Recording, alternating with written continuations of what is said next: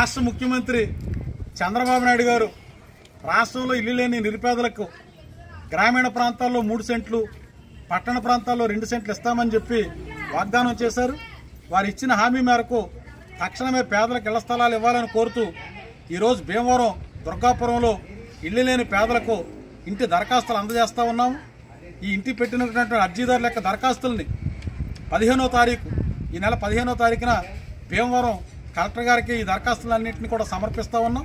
ఈ సమర్పించినటువంటి దరఖాస్తుల్ని పూర్తిగా ఎంక్వైరీ చేసి అర్హులైన పేదలందరికీ కూడా ఇళ్ల స్థలాలు ఇవ్వాలని చెప్పి కోరుతా ఉన్నాం. ఇవాళ పెరిగినటువంటి ధరవరలతోటి ఒక్క గజం భూమి కూడా కొనుక్కోలేనటువంటి పరిస్థితిలో పేదలు ఉన్నారు.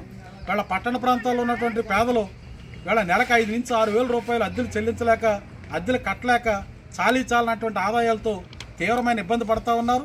పేదవారి సొంత ఇంటి కళ నెరవేరుస్తామని చెప్పి ముఖ్యమంత్రి గారు హామీ ఇచ్చారు.